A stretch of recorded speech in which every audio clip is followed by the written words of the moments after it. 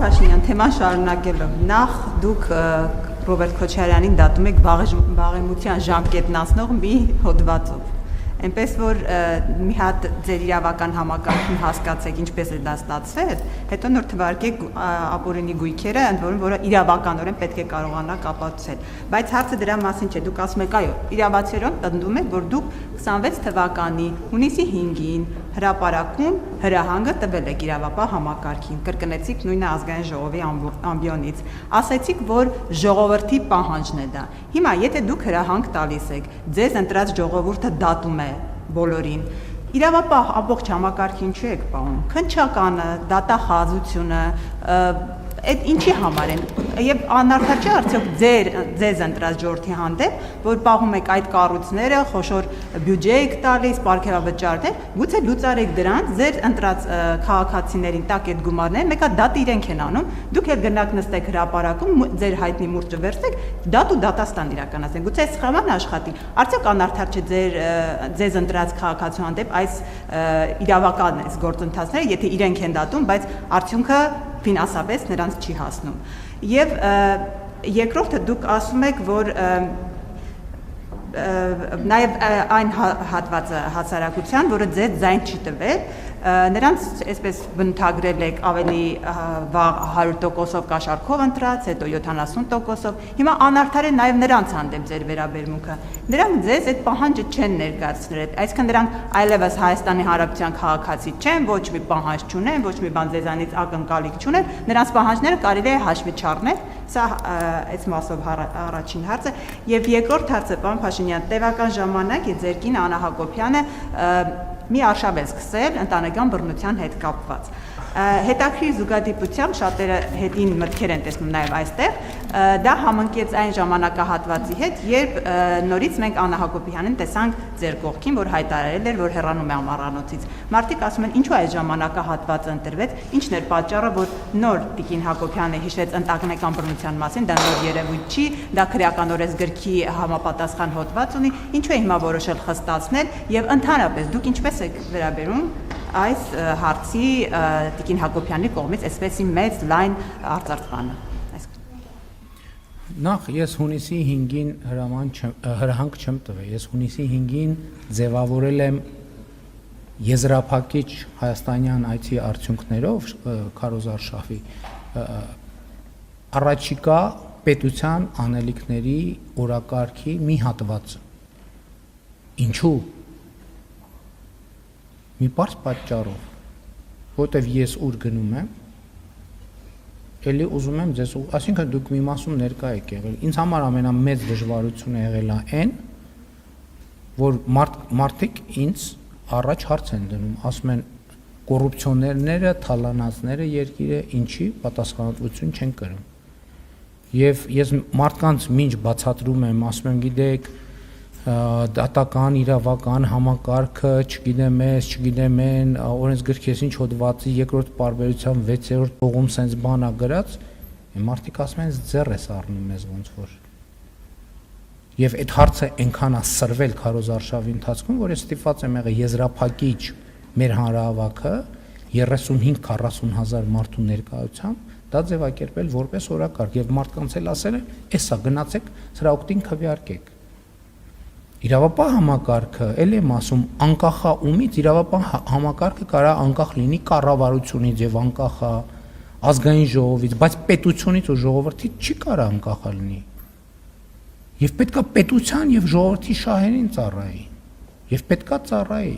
Ինչ վերաբերում դուք ինձ ասում եք դատում եք ժամկետը անցած։ Ես կներեք, ես մանրամասները չգիտեմ, բայց մի րոպե կներեք։ Ես դժվար եմ պատկերացնում, ես չեմ կարող հավատամ, որ մեր իրավապահ քննչական մարմինները եւ դատախազությունը եւ օպերատիվ մարմինները ու պրոֆեսիոնալիզմը ես գիտեմ, կարող են այդպիսի բան անել։ Ոնց կարա տենց բան լինի։ Ինչ։ Իրանց ում։ Ես քիչ առաջ շնորհակալություն հայտնեցի այն մարդկան։ Եկեք իսկապես դուք ավարտեք, որ ես է հարցնեմ։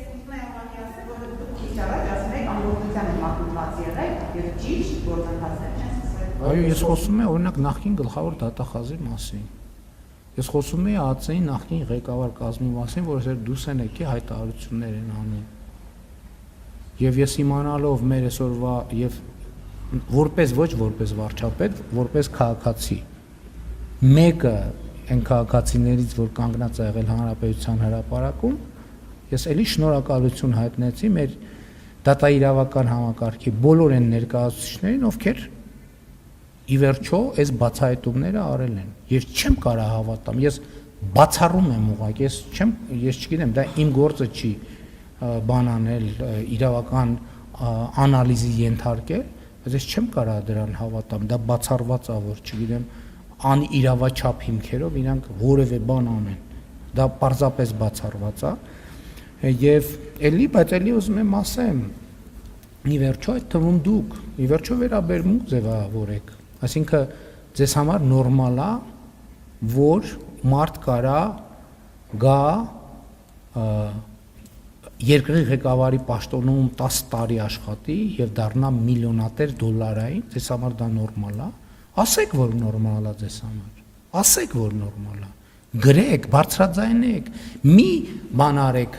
այսինքն դրանով ինչ անում եք, բայց այդ նյուանսն է փաստողեք, գրեք ձեր լրատվամիջոցներում, որ այո, ինչպես են ազնիվ վաստակը Ռոբերտ Քոչարյանի, չէ՞ որ նրանք Հենրի Ֆորդից էլ տաղանդավոր բիզնեսմեն են, նույնիսկ Հենրի Ֆորդը ասում էր, ինձ մի հարցրեք առաջին 1 միլիոնը որտեղից մնացածի հաշվետվությունը ես ձեզ կտամ, այս մեր սուպեր բիզնեսմեններն ասում են մեզ մի հարցրեք, դա նորմալ է, եթե նորմալ է, բայց խի միլիոնատեր չեմ ժողովուրդ, այ եկեք հիմա անդրադառնանք այն, որ գրում էիք, որ չգիտեմ, կամ կներեք, ով որ գրում էր, որ ես Ֆրանսիայում առանձնատուն ունեմ, որ Աննան Կանադայում առանձնատուն ունի, որ չգիտեմ որտեղ ինչ ունեմ, այդ ամեն չգիտեք ինչի համար է։ Դրա հեղինակն էլ էին իրանք, ցույց տալով, որ դա նորմալ է, որ գալիս է այստեղ հայտնվում ես, պետք է սկսես միլիոնատեր դառնալ, որ դա նորմալ չի, եւ չի լինելու այդպես։ Ինչ վերաբերում է այն քաղաքացիներին, որոնց մասին դուք ասացիք, ես մեկ ընդմիշտ ասել եմ, Հայաստանի քաղաքացիները, եթե համարում են, որ սխալ է տեղի ունենում եւ պետքա կանգնեցնեն, իրանք իրավունք ունեն հեղափոխություն անեն։ Ունեն այդ իրավունքը։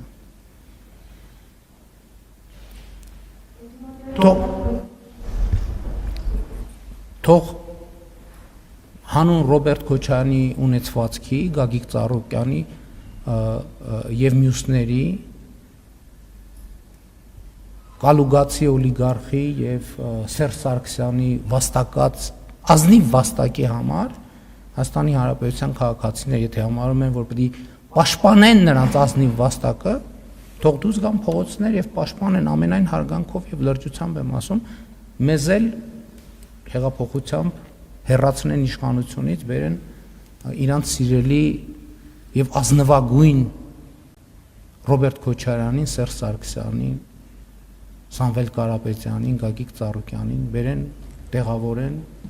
այս կառավարման շենքերում, մեզ էլ թող տանեն Հանրապետության հրապարակում կախաղան անեն։ Ես օքեյ եմ այս սցենարի հետ։ Եթե իրանք դա են ուզում, ժողովրդի որոշումը ինձ համար ընդհանրապես քննարկման ենթակա չի։